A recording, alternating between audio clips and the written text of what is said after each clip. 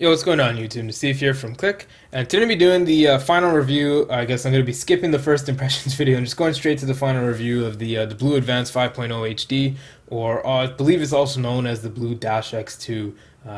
So yeah, I mean, I haven't, back then I haven't used the phone enough to kind of give you guys first impressions off the bat. So I just decided, you know what, it's been kind of long. I'm just going to skip the first impressions, use the phone for a little while, and give you guys my final verdict on whether to buy it, whether to use it as a daily, or whether to just keep it as a spare backup phone. So we'll do the usual, talk about the screen, build, performance, cameras, speakers, and software experience and whatnot. And as we go along, we'll see where we where the video takes us. So first up, as usual with build, the first thing you notice when you pick up the phone is the build. It has this aluminum back plate here. Top and bottom are plastic, and then we have this. I'm not sure if this is I'm pretty sure this is a plastic wraparound. Actually, no, it might be aluminum wraparound here, and then the little bezel thing on along the side here, which is attached to the phone, is plastic. So, in terms of just feeling the hand, build quality, it's pretty decent. You have a few creaks here and there. If you can listen, I'll be quiet for a sec. So I don't know if the video will pick it up, but there are a few creaks here and there along the chassis of the phone. But again, for the price, $90, you're gonna have to expect a little bit of quality cuts here and there on the phone and on the build of the phone here. So. And just in general, in terms of the color, guys, I know it looks pink in the video, and it does actually look a little bit pink in real life, but this rose gold color, as Blue states it, is a really, really nice color, and it kind of almost shifts colors in different lights. So it goes like silver, gold, rose gold, and it kind of changes back between them, but it always has that slight pink tinge underneath all of the colors. So it's actually a really nice colored phone. I believe they have all kinds of other colors for it, but I saw this one. I'm like, I gotta get the rose gold. So just a side note there, the color is really cool. In terms of build, like I said, $90. There's some creaks here, so that's pretty much it for that. Do I want to talk about anything else? Yeah. So pop this. There we go. Ugh, don't want to break the damn thing. All right.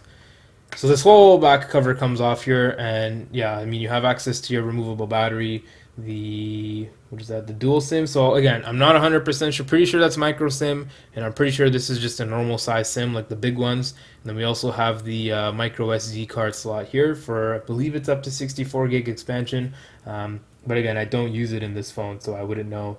And you have the speaker down here, and then you have, I believe it's a 2000 milliamp hour battery. I'm not going to pull it out because it's going to turn the phone off and it'll delay the video.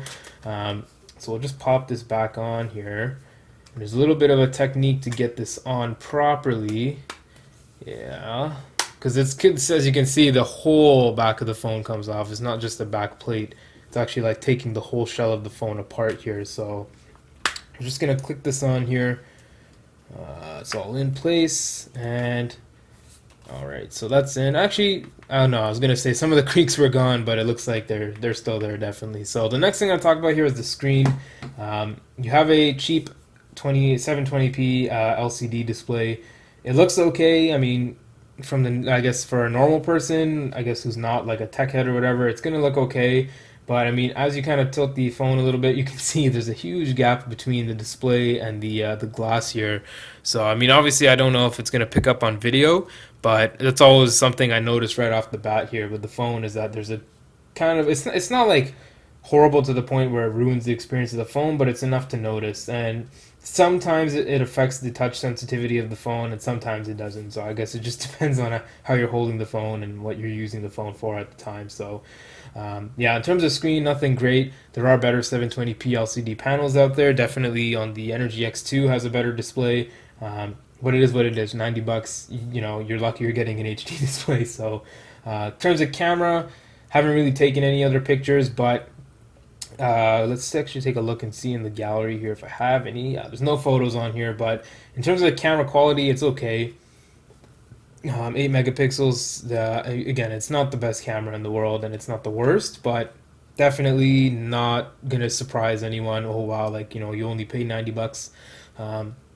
You pick up this phone and you're like, yeah, I definitely paid $90 for this thing. So, I mean, it's not a bad thing, but it's also not a great thing. What else I want to talk about? Software experience is mediocre at best. I mean, you only have 1 gig of RAM. You have a low-end processor. I believe it's a MediaTek. I don't know if it's going to say in here. Is there a hardware section? Doesn't look like it. So yeah, okay. I thought I saw hardware for a second. Maybe it's in here. Nope. All right, so we won't know what this. Pretty sure it's a MediaTek processor, a cheapish one. We only have 1 gig of RAM. However, it does run Android 6.0 Marshmallow with no update so far. So let's take a look and actually see if there's a wireless update here. Every time I come here with the blue phones, there's not. Yeah, so there's no update there, and I don't anticipate there ever being an update for this phone. I think it's just kind of a one-off, blue type of one-off phones. So it is what it is. Yeah, so in terms of software experience, it's smooth, but there are instances where you can cause it to lag, like switching between apps, and if you're in texting and you're texting away, send, texting, send, text, send, text, send. It's easy for the phone to just kind of stutter and start lagging when the animation goes for text message and sending and whatnot. Um, but it's not like anything like experience ruining. It's not destroying the feel of the phone or anything. It's just something you notice as you use the phone. Um, Speaker is mediocre as well. Do I have any music on here to demonstrate it? I got some dirt on the screen. That's what I have. So let's listen now. My live. I don't think I have songs on here. Yeah, so I won't be able to demonstrate the speaker, but I mean it's me again. It's mediocre. The phone is mediocre overall. um, yeah, so the speaker, you're not going to get any bass. Mids are meh, and the highs are piercing. I mean, it's very tinny, and there's almost no point in having the phone playing music from the back here, because I mean, you're better off maybe linking a Bluetooth speaker or using another phone or your iPod or something, or just use headphones, because you're not going to impress anyone with this back speaker here.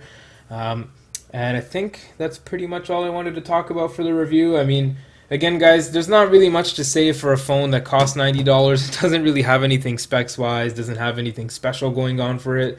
It's just a very basic phone. Do I recommend it? Now, sorry guys, the phone ran out of memory when I was recording. I had some old videos that I didn't delete off of it, so it just ran out of memory midway through recording. And it's a good thing I caught it, because I would have rambled on for a few extra minutes just talking to myself, but it is what it is. So we'll move on now. Yeah, so do I recommend this phone? Again, like I said, that's an interesting question, because there's two sides to the story. One side is no, hell no. This phone actually it's a crappy phone. I mean, it's not like the worst phone in the world, but it's not the best. But then when you look at the price and you're like, it's only $90. Um, then it kind of all kind of falls together. It's like, oh, okay, so it was only $90, so it's not. I mean, it's not that crappy of a phone. And So do I recommend it? It depends who you are, guys. I mean, if you're me, okay, so let's say you're me, you have all kinds of phones, and you need something as a backup. Let's say in the rare event that everything decides to crash and you don't have time to fix one of them, and you just keep this one, on the side, charge it up all the time. Definitely recommend it. $90 on a phone that'll do the basics for you perfectly fine. It might not be the best phone in the world, but it's better than having no phone, right? So if you're looking for kind of a spare phone to keep on the side, or if a friend's phone gets damaged and you need to lend it to them, it's unlocked to any GSM carrier, so you'll be able to lend them the phone, and you're not going to really care too much about $90, because whatever, it's a $90 phone, you're lending it to a friend for them to use. If it gets damaged, who cares? Is again $90, just buy another one. So if you're looking to buy a phone that's like going to be your daily driver, you're gonna thinking to play games and Pokemon Go and Mortal Kombat X and stuff like that on here, don't do it. Pokemon Go, it'll run like crap. I mean, guys, you're gonna play the game when you're transferring. Like this is only for people who play Pokemon. When you're transferring Pokemon, when you pull up the nearby thing, if you go into your shop, you go into items, there's always some sort of stutter, and it always seems to find its way into the game. And then if you leave, like if you get a text when you're playing, you leave the game, you answer your text, you go back to it, it'll refresh the whole game. Whereas on a different phone, on an iPhone or another blue phone, it'll keep the game running in the background for a few minutes at least, so you can get a couple texts sent off, if they're important. So, guys, I did have some comments saying, is it, good for gaming and stuff like that. I wouldn't recommend it. But if it's only $90 that you have and you are looking for a daily phone, then I guess I guess you're stuck going with one of these. But if you can muster up, the money to, spend another $60 on top of the 90, pick up the Energy X2. You'll have known that I said that from the the battle of the blue phones. If you can't afford this thing, pick up the X2 or even just go up a higher level and get a better phone, because it's, if you're looking for a daily driver, this isn't the one to go for. This is more of a backup phone, slash emergency phone, or a lending phone to someone. Don't use this as a daily driver. So guys, that's pretty much it for this video. Don't know how long it is because I got cut off halfway through from the phone running out of memory. But it is what it is, so we'll move on. Guys, again, thanks guys for watching. If you like the video, feel free to drop a like on it. Definitely helps the channel out. And if you like the content of the channel and you're not already subscribed, please feel free to subscribe to us. Definitely helps us out as well. We appreciate it so much. And you guys, just your viewership in general is fantastic. Thanks to everyone who watches our videos and enjoys them. So this has been Nassif from Click, guys, and I'll talk to you guys in the next video. I'm out. Peace.